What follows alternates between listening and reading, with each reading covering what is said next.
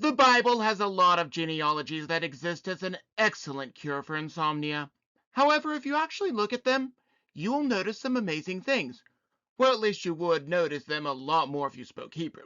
Many of the names in the Bible have double meanings that their parents could not have known about. Every person's name has a meaning. For example, my name roughly translates to, God will remember the one who supplants joy. A rough translation across 3 different languages, but it is fun to know.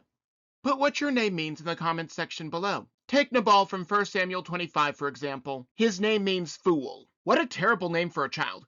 However, he acted foolishly despite David's good nature and diligence. Now you might be saying that is just something that the character was named to make a point. I would disagree with you on that, but there is nothing that I could read to you from 1 Samuel or 2 Samuel for that matter that would change your mind. However, there is something in 1 Chronicles that might.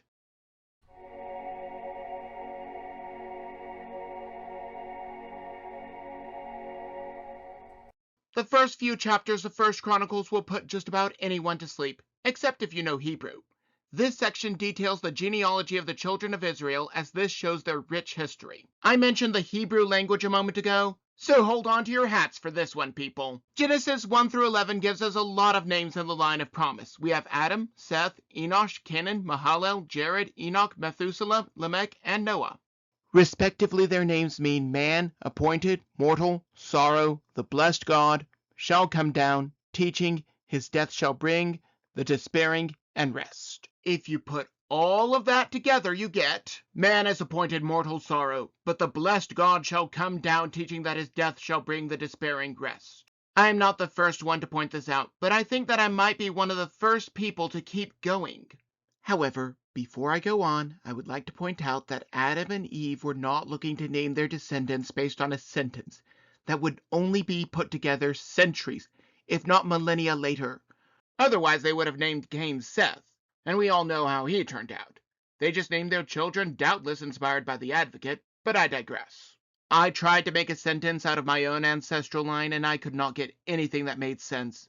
I challenge you to try to see if there is a hidden meaning in your ancestral line. I doubt that you will find it, but it might be fun to try.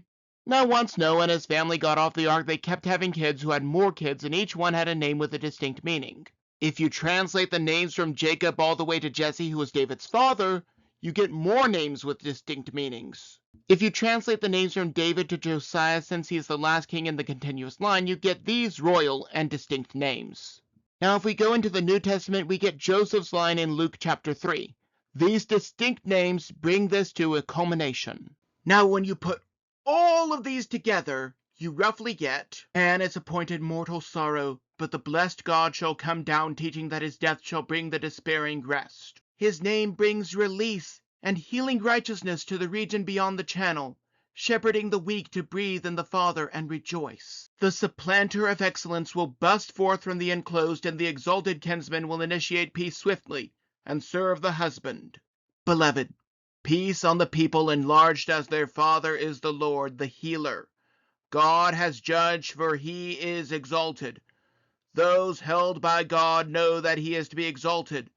The fire of God is mighty, and the power of God is perfect. Whom he has held, he strengthened. We are caused to forget the hidden one. God supports. God will establish what is asked of God, even one born in Babylon. The Father of glory, God raises a helper who is righteous. He will establish God's grandeur. God has helped with a gift which was supplanted. He will add to, and God is salvation. Again, despite being translated across many languages, the fact that there is even a somewhat discernible sentence from all of this is something so fantastic that no man could do it. However, my Heavenly Father could and did. This message is the culmination of Christ's entire reason for coming into the world and his saving passion. The Bible is true, not because of this passage. The Bible is true because the Bible came from God. This passage just shows his awesome wisdom that can be matched by no man.